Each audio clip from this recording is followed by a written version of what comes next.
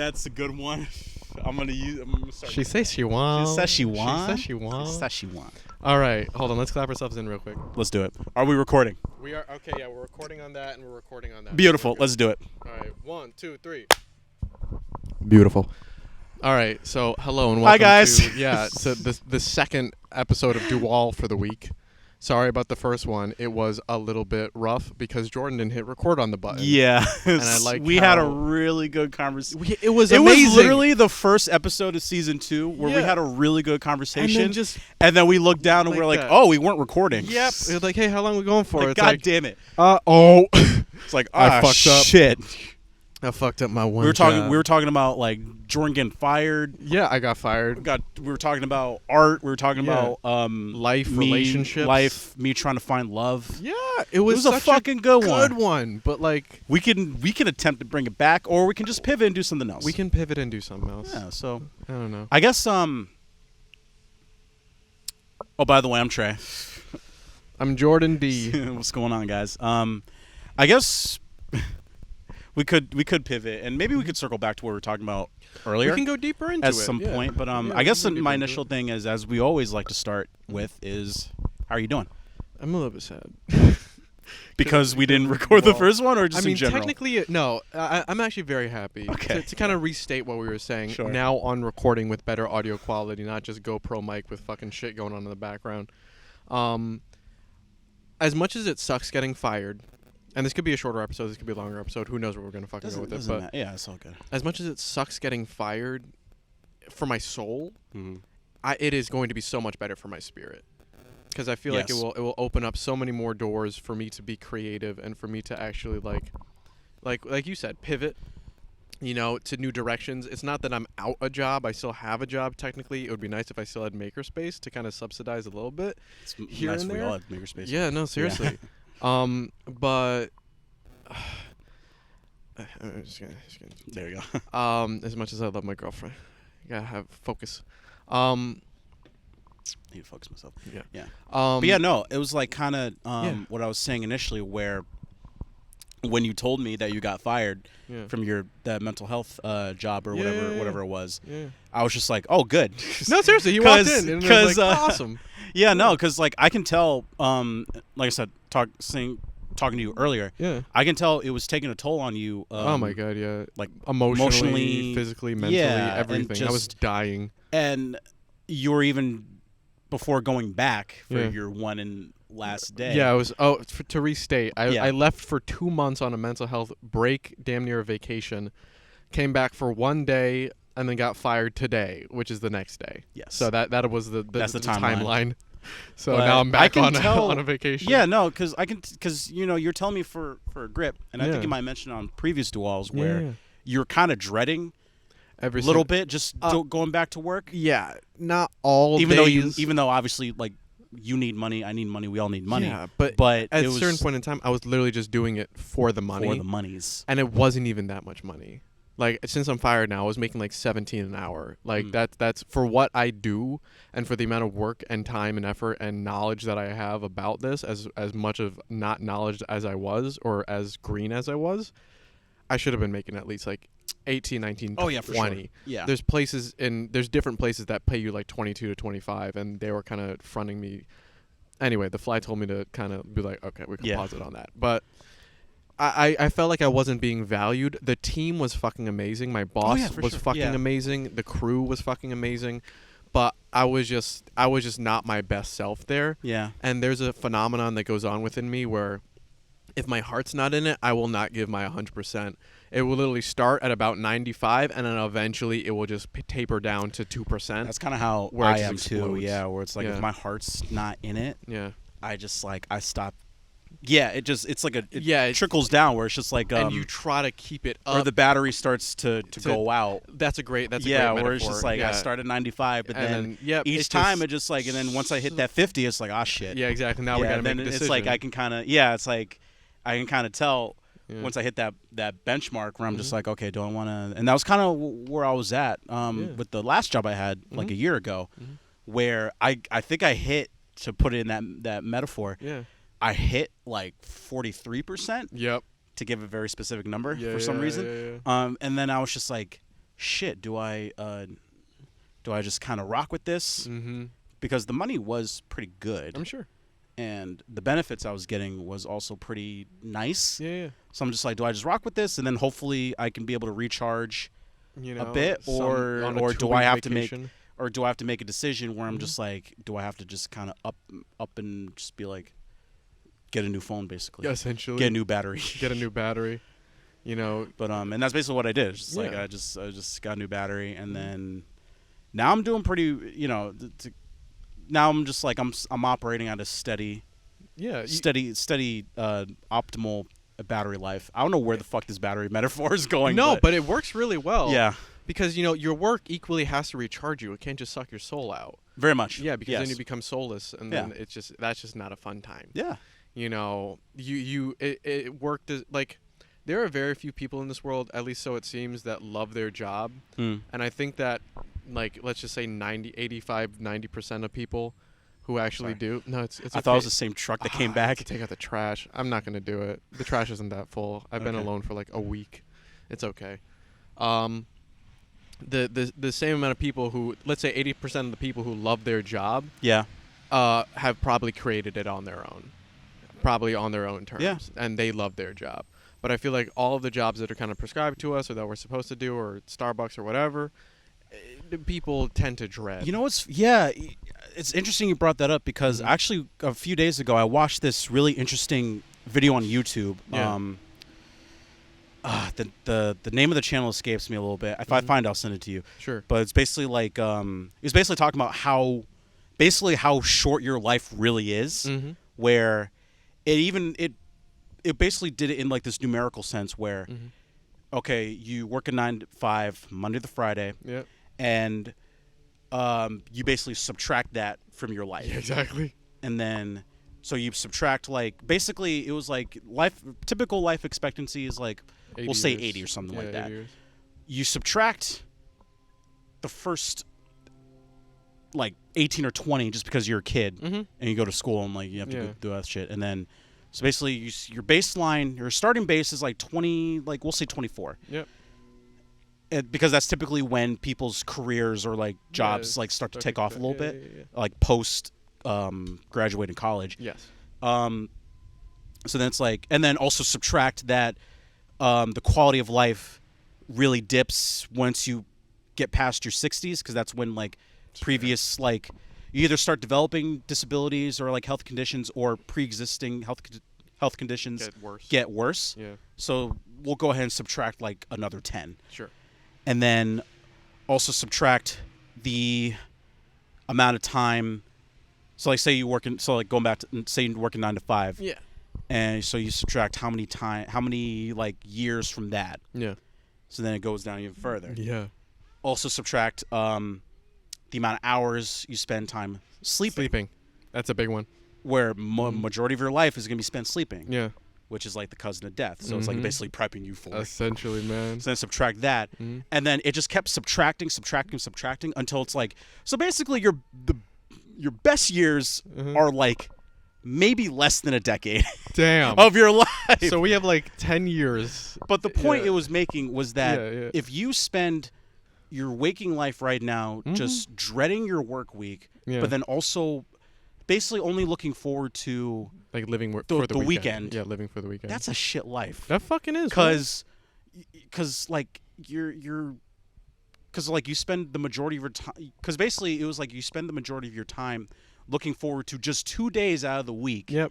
And then going back to like that shit job that you hate. Rolling back into it. And it's like, so it was basically just like, just like live for the moment, but also just be grateful and appreciative of the time, the finite time that we have. Seriously. And if you're unhappy, do something about it. Literally. If you hate that job, get out.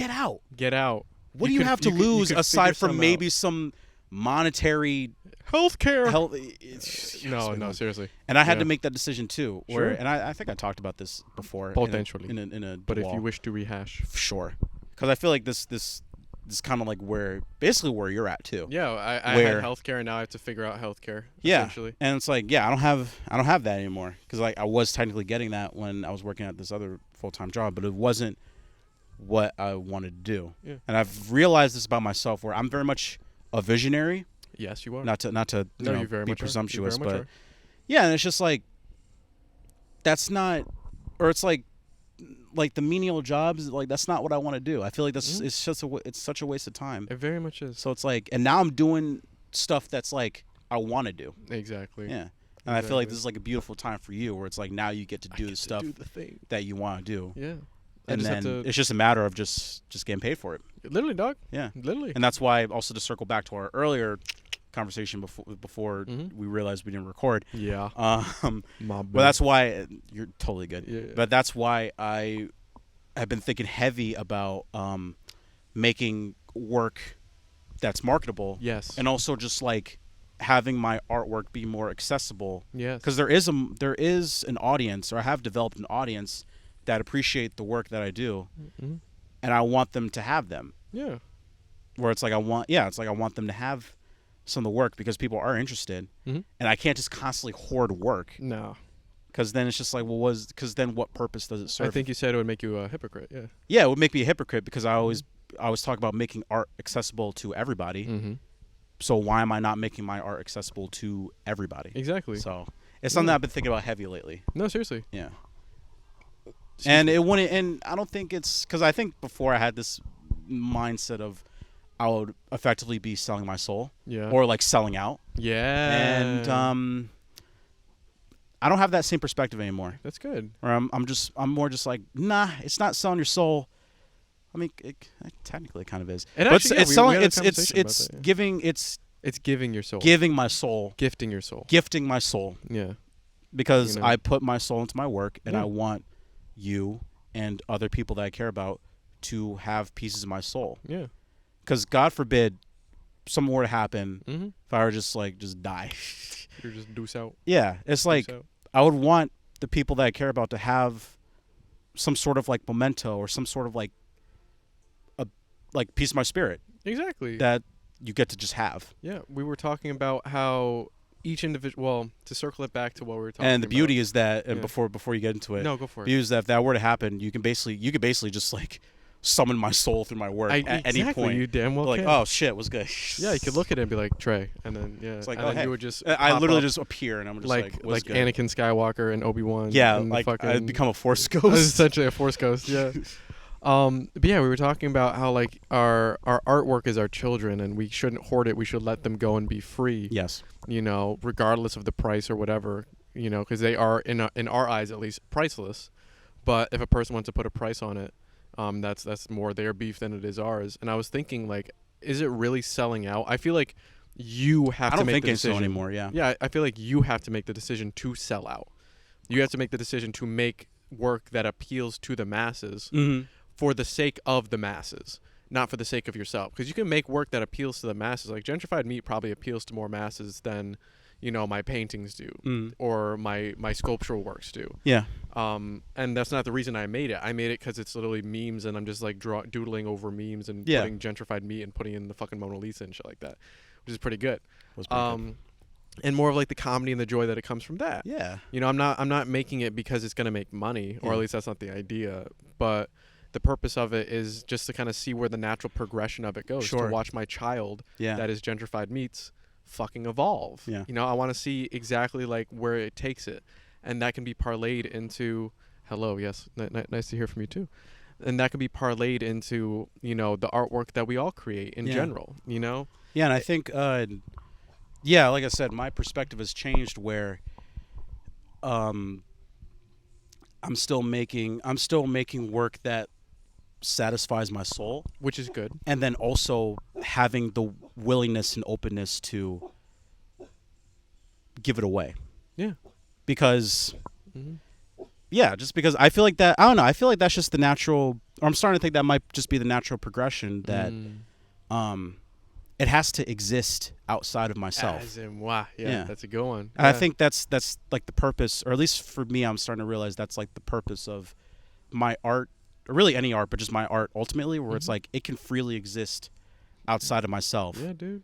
And clearly there's interest in it because people want it, and I'm just like, okay, cool. Yeah. So might as well, like I said, I have to set my ego aside and just be like, I can't be selfish and just hoard shit. I have to just let it go. If Voldemort kept all his Horcruxes inside of himself, he would be an easy target. But that's a very good point. Seriously, actually. man. Yeah. Seriously, yeah.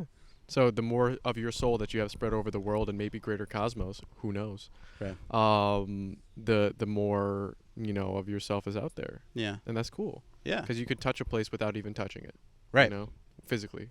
Yeah, it's very much an extension of me, Mm-hmm. and it can just like kind of go out into the world and experience the world. It's a beautiful thing. And then by proxy, or by extension, I'm able to experience that. Mm-hmm. This is getting to like some weird spiritual shit, but I think but it's cool. I don't know. I mean, that's what I believe. Like that's kind of what in a metaphorical whatever sense. Yeah. Like I don't know. There's something about it that I find interesting. Yeah, there's a piece of you everywhere. Yeah.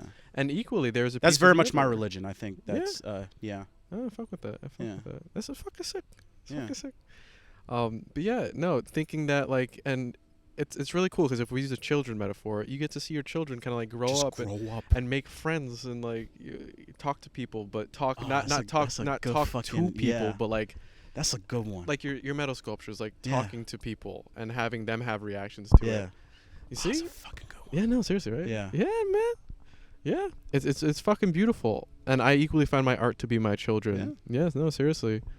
My weird sculpturally different children. Yeah, like the furniture stuff that you do. Like I can't wait to like get heavy into furniture, man. I can't wait for like someone to just like who has like similar vision as you to just create a home. Yeah. Like just like a ultra abstract modern just like household that has like weird sculptures that also function as furniture and household stuff. Yeah, dude. Oh, that'd be really. I think if we were ever somehow get a house, I actually want to talk to you about I would that. very much would just be like, yeah, this is our lamp, and it functions as as there's just like this crazy sculpture, but it's also just like you just turn it on, it's a lamp. Yeah, totally. Like, dude.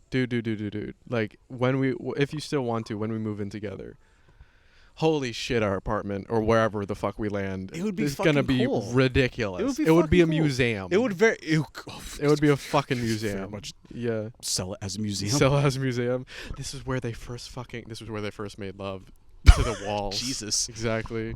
Some hot shit like that. Very hot shit. But yeah, no, thinking about art as children. Yes. As a really beautiful metaphor, because like there also is the whole thing where you are your worst critic of your art. Yes. And would you do that to your child if you had a physical child? Some parents do. That's fair. Some parents do. And but it becomes I was gonna say but they're maybe not the best parents. Exactly. And they wonder why their kids rebel. Yeah, exactly. So if you are a halfway decent human being, would you do that to your child? Would you say, "Oh, you're not perfect. Oh, you're not this. Oh, you're not that. You could do this a little bit different." You can give them obviously instruction. You could be like, "Okay, maybe if I painted it a little bit this way, or maybe if you did whatever." What I'm trying to say is, go easy on your art, and equally go easy on yourself. Exactly. Yeah. It's hard because you see every single flaw where people will see perfection or damn near perfection. Right. Or think it's just funny. That kind of relieved like a lot of the anxiety of just making art, where it's like, yeah, even though I can see the imperfections just as the creator, but like other people who don't have that same eye, can just look at it and be like dude, this is fucking perfect. Like this is about as close to perfection as you get. And I'm just like, seriously. Really? It's like, really? But then like I said, I realized that it's like people's perception of reality is inherently different from my own. Exactly. And that's what makes it beautiful. It's like, so that's why it alleviates the pressure. Because even if I were to make like dog shit, as the dog walks by, somebody could come through and just be like, I'm gonna buy that and have it framed in my home. Literally. Yeah. Like, especially with my paintings, or at least the paintings that I do now, the fact that people see different things in them where I see one thing blows my goddamn existence. Yeah. I'm like, how do you not see it? And they're like, I just don't see it. I see this, this, and this. And it's literally because of life experience. Right. And how you view the world. And it's magical that we could all exist, to get a little bit more existential. It's magical how we could all It's magical how we could all exist in this reality simultaneously together. And experience it completely different. Yep, completely differently. Just like how there's so many, there's just so many facets to like the human experience. Mm-hmm. It's crazy. Like, dude, I could look like a fish to you, or how I perceive a fish, and you would still see me as Jordan. Yeah. And I could see you as however, and you would still see me as, you know what I'm trying to say. Yeah, exactly. But it all still coincides and meshes together. Yeah. You know? It's crazy. The illusion of separation. Yeah. You know? Also just like, ironically, the illusion of reality. It is. Yeah. Yeah. Dude, like on some Madara shit. On some Madara shit? Yes. It's all been one, oh my god. Genjutsu. Oh my god. What Genjutsu? Is it? Thank you. Yes. It's all been one big Genjutsu. One big dream. Oh god. And you wake up next to the person that you love the most, and this song plays, Where the Money Flows by Peter Cat Recording Co. Word. And at the end of the day, you just have a beach, you know, maybe a dog, maybe a few kids, and you just fucking vibe out. Hell yeah. And the fun part is that can be your reality if you choose to follow your heart. So. Yeah. Follow your dreams. Yeah. And make dank memes. Every day. You know? Yeah, seriously. Yeah. But yeah, reality really can be like art. Anything you can put whatever you want on canvas, just as you can with your reality. Yeah. You know. You can, and also just like and like somebody was telling me before where it's just like you manifest your own luck. Cause like because I think like if you're doing what you think that you're supposed to do, it just like it continuously builds. So it's like yeah, exactly. So it's like if you feel like you're behind, or if you feel like you're not doing what you're supposed to do, I think just even that's why I think like the little stuff matters a lot, because it builds on top of each other. I'll give you a good example. Yeah. The fastest way to drain my bank account is to get Starbucks every fucking day. It may seem like a $3 cup of coffee, but that adds up. Exactly, you know? So same thing builds for karma, but instead of bills, it actually is blessings. Wow, look at that. Poet. I know. But yeah, no, it's really crazy. Every single action step that you do, the fact that we chose to record a second one of these, like, it all builds. Also equally as pretty good conversation as like the last one. No, seriously. Yeah. I'm telling you, our conversations are golden, man. Yeah. And I'm not just doing it for the views or likes or the toe picks. Sponsors. Yes, please. Capitalize on us while we're fresh and green. I was gonna say podcast. No, it's always funny how we're always just like, we do this because we love each other. Exactly. But also give us money. But also give us fucking money. Because that would be nice. Patreon.com. If you like, if you want, nobody's forcing you. Yeah, seriously. But it would be nice to get a $5 donation if you guys really want to, on a monthly basis. But yeah, it was sick. I think that we said in the previous episode that we do one in our underwear, in our artfully. We could do one in like robes or something like that. That would be interesting. That'd be nice. That'd be interesting. And I think I mentioned one where it's like we would do a special episode where we would either find or buy toilet seats. Yep. And we would just like sit on the toilet outside. Exactly. And do a recording. Yeah. Of Dueal. We have some ideas. We got some ideas. We got some pretty dank ideas, but they're pretty golden. Yeah. Well, yeah, we got to hold on to most of them until we get some money. If we were to ever do that, can we call it the Duchamp episode? Yes, actually. Please. Yes. Just to Duchamp. Just because I'm a nerd and I like art history, but yeah. Oh, hell yeah. I'm definitely down for that. Yeah. But yeah, I also like absurd art too, so that's why I just want to. But like, let's just get toilet seats and just like do it outside. Just sit on them, do it outside, and have my mom question, "What the fuck are these guys doing?" And take a metaphorical shit while we're doing an episode. Yeah, exactly. We dropped some hot fire, man. Exactly. Yeah, exactly. We dropped some hot deuces. On Dueal. Most definitely. But yeah, I think we were just talking about art. But I don't know. How do you feel? You feel good about the current art that I feel like you always have maybe felt good about the current art that you've been making. Yeah. You know. I'm also excited to play around with and I'm starting to do that now where it's like I'm downsizing and seeing how I can translate. I can't wait to see what you've done. I'm already generating ideas for how to do that. So like because I'm so used to working big and I want to challenge myself. I've been telling people this too. Yeah. Challenge myself to work small. Mm-hmm. Small. But then also translate what I do to like in a more intimate sense. Continue. And also just like because I feel like a lot of the work or like a lot of the bigger work, there's definitely like a lot of powerful moments that occurs within those. Yes. And if I can bring that to like a more intimate size, I think it would still pack the same punch or even pack a bigger punch. Word. So I'm definitely so it's a challenge because I'm not used to working small like I did in the past, but it's definitely, especially like in the past when I was basically just doing when I was still in training Mm-hmm. and just doing like basic portraits and stuff like that. Yeah. But to be able to do what I do now, Mm-hmm. small scale, I think it would be really. Really I'm sick. excited to see like what develops from that. Exactly. Yeah. That's the fun exploration, and not exactly knowing what direction or what the vision is going to Yeah. to what light is going to shine on the vision, but you know it's going to be fucking dope regardless. Yeah. You know, kind of like my future right now. It's very much in kind of like a limbo, but I'm very excited to see what the fuck is going to happen. Hell yeah, dude. Yeah, I'm very excited to see what the fuck is going to Yeah, happen. and like what things God are has in store. for me things are like moving along, and I'm just like planning for like shows and events Exactly. like for later this year and also Yeah. going into 2022 Yeah, 2023. or 23, excuse me. Yeah, Yeah, dude. holy shit. Yeah. But yeah, you know, as It's good stuff. yeah, Yeah. most definitely. As I crest into being 26, which apparently is when things get easier. Yeah. What you guys say? Do you feel like from let's say like from 20 to 25, the generation of stuff compared to when you hit 26? I think last time or maybe 2 times ago we were talking about the maturation of the brain and it kind of more It solidifying. usually hits like 26. I would say so. And I definitely feel that from my perspective where Sure.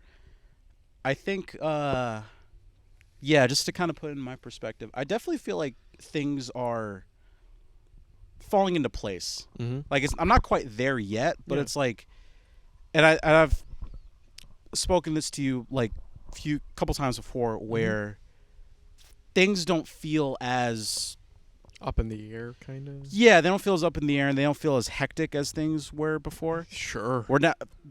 Things feel very manageable now, and I don't know if that's necessarily because of like my specific life circumstance, or if it's just my mindset of like, I know I can kind of handle things a lot better now. Yeah.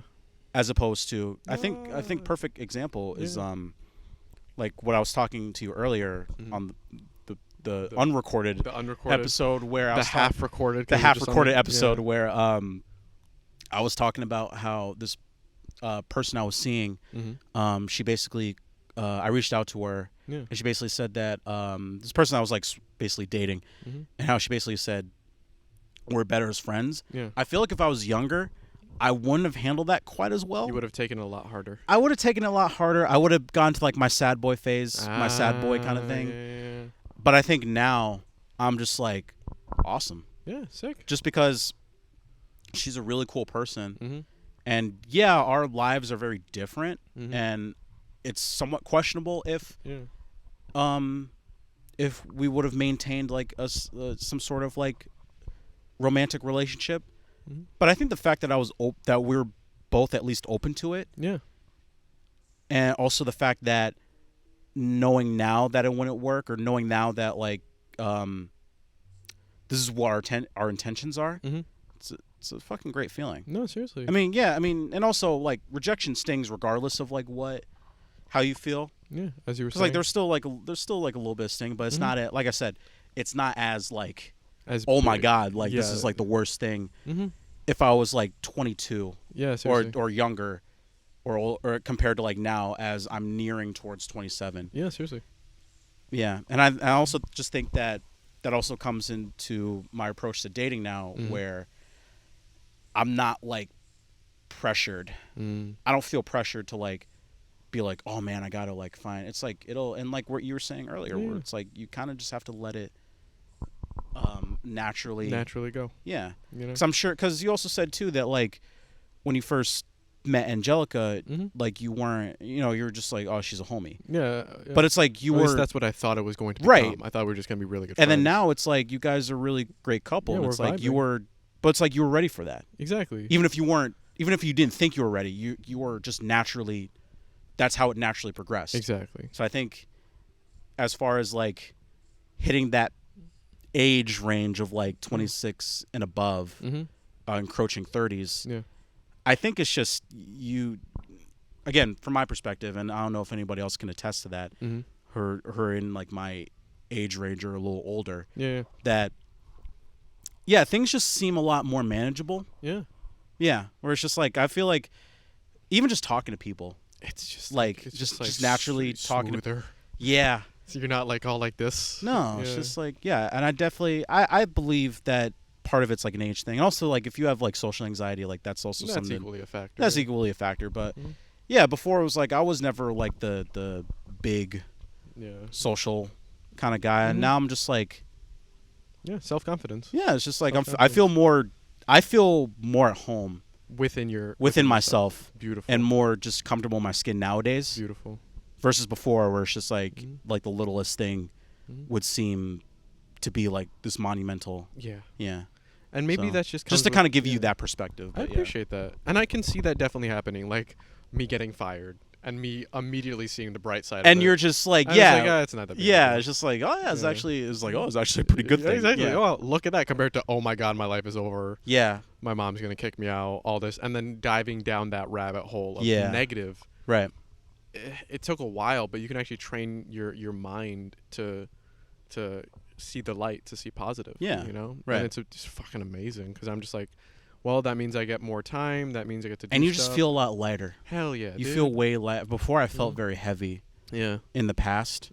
And I don't feel as heavy anymore. I just feel a lot fucking good. A lot lighter. Yeah. You feel like like you said, everything is more manageable. Yes. And I think even in regards to like my mental health, like Word. It just seems a lot more manageable now. Awesome. Where it's just like I kind of know like when I'm like when I'm feeling down or when I can feel like an episode coming on, and I'm just like, okay, what can I do to like kind of temper a lot of those feelings and like kind of take care of myself a bit. Awesome. So I think so. Or not, I know that it'll be the same for you too. I definitely believe so. And I can feel it happening. Yeah. You know, I just have to, as I've said, like, I'm taking more time to slow down, and it's proven it. Like, I've been proving it to myself. Like, that's Joe, by the way. What's up? Oh, sick. I'm taking more time to slow down. I'm taking more time to just do things that I love for the sake of it. Yeah. For the sake of the love, not just for the sake of money. And I'm learning the biggest lesson of my life, which has always been patience. Yeah. You know, taking time with things and nurturing things. I think to kind of circle it back. Yeah. I brought up the fishing metaphor where it's like, you know when to reel it in versus you're kind of just coasting, waiting for that initial hit. That initial bite. Yeah. Yeah, exactly. You're not just... Right, yeah. It's like, to do that, you just scare the fish away. Literally. Beautiful. 10 out of 10. High five. Fuck yeah. Yeah, exactly. See, I can come up with my own metaphors. You got some metaphors. Yeah. You got some metaphors. They're not as good as yours, but it's like, I got a few gems here and there. You very much do. Yeah. You very much do. Well, yeah. You know, I'm excited for the future, man. As we always tend to say on these, I'm not dreading it. I'm so happy that I got fired and I didn't have to put in my 2 weeks. Because I would have done it anyway. I told Angelica last night. I was like, so what happens if they like keep you on? Like, I still would have quit. I still would have fucking quit. Yeah. I'm not gonna torture myself. And then to flash it back, not that it was torture, but oh Jesus, scared me. Hello, sir. Hello. Yeah. You want to be on the pod? Just like a quick thing. All right. Let me just see what we're rocking at. Really I was gonna quick. say, I think we're almost good. Yeah, we're at 36 minutes. Okay. We can have Joe, kind of sign us off. Yeah, Joe can sign us off. Yeah. So just to here, man. There you go. You pop a seat on the actual thing, unless you. Yeah, real quick. What were you saying? I was saying how looking at the bright side of things and all that, but the job wasn't as toxic as I make it seem. But it was toxic for me. Yeah. I would have still put in my 2 weeks regardless. Yeah, no, like I said. And to circle it back. Yeah. Unhappy. If you're unhappy with something, fucking make moves to change it. Yeah, like if you hate your job, just fucking go. Yeah. Leave Life's it. too short. Are you aiming for happiness, or are you aiming for happiness, or simply the absence of unhappiness? Let me think about that one. I'm aiming for happiness, or the thing I always say is I'm aiming for contentment. Well, happiness is knowing that even when the bad times come through, it's like they're not gonna kill you. Exactly. Yeah. So that's what happiness is, I think. I think we're looking for like a slate that's empty, so that whatever good we can make out of whatever job we work will be more like prominent. Like, am I passionate about TV broadcast? No. But I think what happened with me in this job is the same thing that happened with my dad in his job. He's a chef. Does he enjoy it? Does he like being a chef? No, not exactly in his passion. But what happened as a byproduct is he learned how to make great food, and then he can cook for his son, cook for his friends. and he can provide for himself. And when my dad looks for happiness in his life, he looks in like other places, even though his job is completely tied up because he's a good chef. Yeah. He talks to me, his son. He hangs out with his fiance. He goes to the horse races, and as long as your job isn't like causing you to lose sleep or take anything away from your life, Right. happiness can come from all these other avenues. Yeah, Exactly. That I also was think very that also valid. comes to circle it back to the age thing, where I think as you get older, it's like you start to see, at least from my perspective, you start to see the good in even just like the mundane. Exactly. Yeah. Yeah, you start to see the happy Yeah. in whatever you're kind of doing. Yeah. Yeah. Anyway, do you want to end it there? Sure. Yeah, I think that's a Alright. good place to end it. I think so. Fucking what sage advice from Mr. Padilla. yeah. I've been listening to these podcasts a lot, and I always wanted Appreciate to be you. on one. Hell yeah. Yeah, maybe I'll make the next one. I don't know. Very much. I literally did 2 today. Yeah. Really? We recorded one. Because we're very smart. we didn't record it on the fucking thing. I didn't hit record on it. Anyway, ladies and gentlemen, boys and girls, Madame, Monsieur, Senor, Senora, this has been Dueal Through the Wall with Trey and the Jordan, now with Joseph Padilla, also the Jade, okay? Yes. Have a good night's sleep, drink your water, and I'll see you on the flip side. Beautiful. 10 out of 10. Yeah, Also, man big knows how to do shouts it. out to Corey, Devin. Amy. I actually don't know who else watches. Amy, Angelica, and Ben. Yes. Shouts Appreciate you out. guys. Appreciate you. All right. Sponsors. Sponsors, yeah. some point. Patreon.com/NicksPorch. Help us out. There you go. Yeah. All right, guys. Take care. Take care. Mic drop. Ow. Nope, but it's okay. We're playing. been starting to do It's a $35 mic. I've been It's not starting to that do that lately, just destroying everyone's ears. bad. This is my mic drop. Just some music. There you go. See, another good one. Yeah, no, seriously, it's fucking bomb. Had a grand finale. We had the reveal of our special guest. Yeah. So, Trey, How are you doing? I assume you've heard the news. What's that? Man's got the job. Oh, I got fired. Yeah, Oh, he yeah. got the job. I got fired. What job did you get? I'm a network traffic lead for Paramount. Oh, shit, bro. You know how much I'm gonna make? Probably an obscene amount. 65 grand a year. Jesus. Jesus H. The amount that I take. Fuck.